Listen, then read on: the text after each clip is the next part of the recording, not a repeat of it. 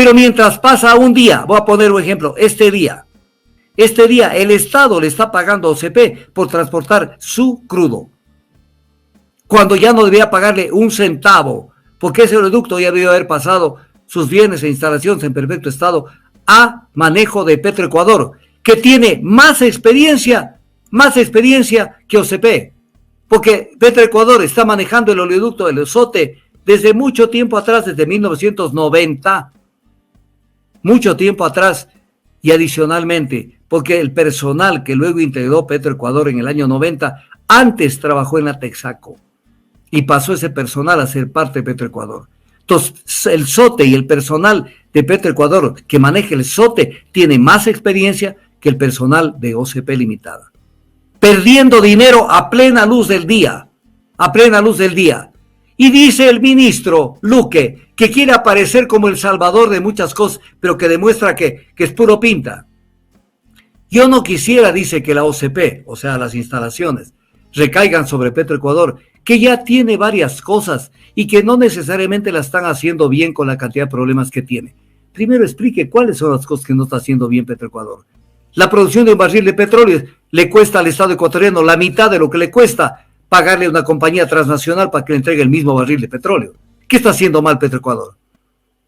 Lo que pasa es que aquí hay corrupción. Y viene la pregunta, ¿dónde está la Contraloría General del Estado? Entonces todo esto les cae porque son bisoños, son inexpertos, no conocen. Pero lo que sí conoce el ministro Luque, y no le vamos a dejar pasar,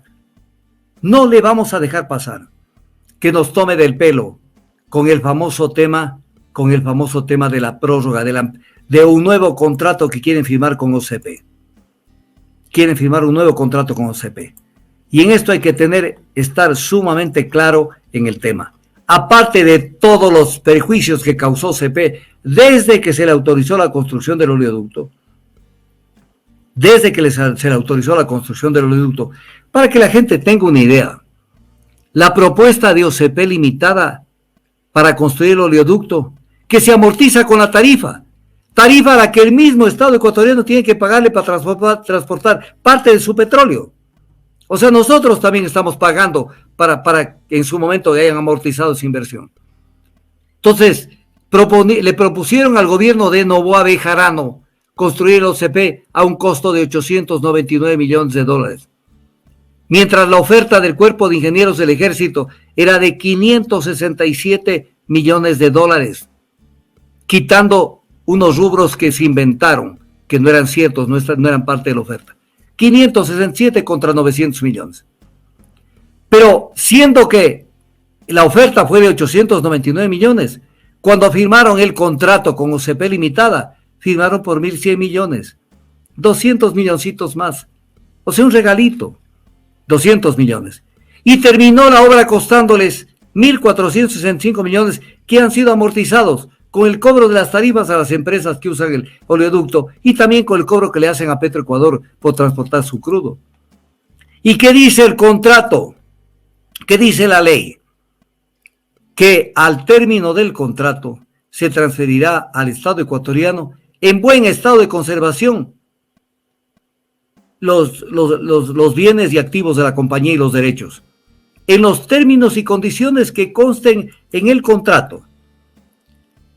Lo dice el artículo 29 de la Ley de Hidrocarburos también. El contratista o asociado deberá entregar a la Secretaría de Hidrocarburos sin costo y en buen estado de conservación las propiedades, maquinarias, instalaciones, equipos y demás bienes adquiridos para los fines del contrato. ¿Qué dice el decreto con el cual se le autorizó la construcción? Dice en el artículo 1 que con la debida antelación al término del plazo contractual se deberá presentar un inventario del estado de la compañía autorizada y sus bienes, sellando activos y pasivos de la compañía cuyas acciones deben ser transferidas al Estado al término del plazo contractual. Término del plazo contractual que ya venció en enero de este año. Y luego, en la cláusula del contrato, no dicen que las cláusulas de un contrato son ley entre las partes, bajo el principio que siempre lo alegan, el contrato es ley entre las partes. Entonces, ¿el contrato qué dice?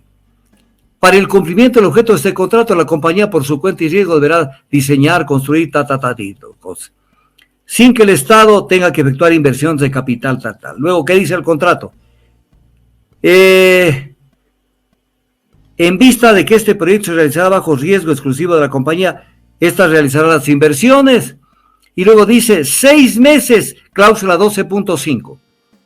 6 meses antes de la fecha, Caro. 6 meses antes de la fecha de transferencia. O sea, 6 meses antes de enero del 2024. 6 meses antes de la fecha de transferencia, la compañía presentará al ministerio un inventario provisional de los bienes del oleoducto a ser transferidos al Estado. Esto debía presentarlo 6 meses antes de enero del 2024. Y entonces, de pronto, ya en pleno gobierno de Noboa, dijeron que no, que prorrogaban el contrato de enero del 2024 hasta julio de este año, julio. Y dieron 3 razones asquerosas.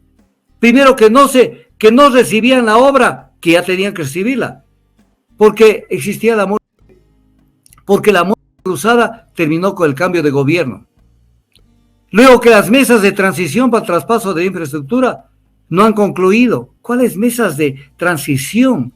Presenta un informe del inventario y se verifica que los bienes señalados en el inventario estén correctos y se procedió inmediatamente a la transferencia, como cuando la Texaco se fue del Ecuador y, entre otras cosas, transfirió el oleoducto, el SOTE, que lo manejaba la Texaco, y lo transfirió a Petroecuador.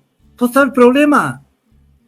Y otra cosa que ha impactado para que en estos meses anteriores esto no ha pasado al Estado ecuatoriano es por la declaratoria del conflicto armado. Lo dicen en su momento, lo dijeron en su momento las autoridades. Pero mientras pasa un día, voy a poner un ejemplo, este día el Estado le está pagando a OCP por transportar su crudo, cuando ya no debía pagarle un centavo, porque ese oleoducto ya debió haber pasado sus bienes e instalaciones en perfecto estado a manejo de Petroecuador, que tiene más experiencia que OCP, porque Petroecuador está manejando el oleoducto del SOTE desde mucho tiempo atrás, desde 1990, mucho tiempo atrás, y adicionalmente, porque el personal que luego integró Petroecuador en el año 90, antes trabajó en la Texaco, y pasó ese personal a ser parte de Petroecuador. Entonces, el SOTE y el personal de Petroecuador que maneja el SOTE tiene más experiencia que el personal de OCP Limitada. Y por este oleoducto se transportan diariamente más o menos 155,000 barriles. Y esto es lo que el Estado está queriendo, que la compañía siga lucrando con esa tarifa de $2.14 por barril transportado. Perdiendo dinero a plena luz del día. Y dice el ministro Luque que quiere aparecer como el salvador de muchas cosas, pero que demuestra que es puro pinta. Yo no quisiera, dice, que la OCP, o sea, las instalaciones, recaigan sobre Petroecuador, que ya tiene varias cosas y que no necesariamente la están haciendo bien con la cantidad de problemas que tiene. Primero explique cuáles son las cosas que no está haciendo bien Petroecuador. La producción de un barril de petróleo le cuesta al Estado ecuatoriano la mitad de lo que le cuesta pagarle a una compañía transnacional para que le entregue el mismo barril de petróleo. ¿Qué está haciendo mal Petroecuador? Lo que pasa es que aquí hay corrupción. Y viene la pregunta, ¿dónde está la Contraloría General del Estado? Porque aquí se trata de recursos públicos. Es un tema de recursos públicos. Porque estamos pagando por la tarifa, incluso con nuestro dinero, y porque estamos perdiendo, desde enero de este año, estamos perdiendo dinero al no tener nosotros ya la administración de este oleoducto. Y entonces yo sé lo que lo van a decir en los próximos días. Esto va a ser la salida. Es que hay que hacer inversiones. Pero si hacen inversiones, las inversiones se recuperan con la tarifa. Y entonces, no es que la compañía le prorroga el contrato y se tiene que hacer alguna inversión, alguna, que se la van a inventar con tal de justificar, miren, es que tiene que hacer esta variante. Y como tiene que hacer esta variante, mejor que siga la compañía.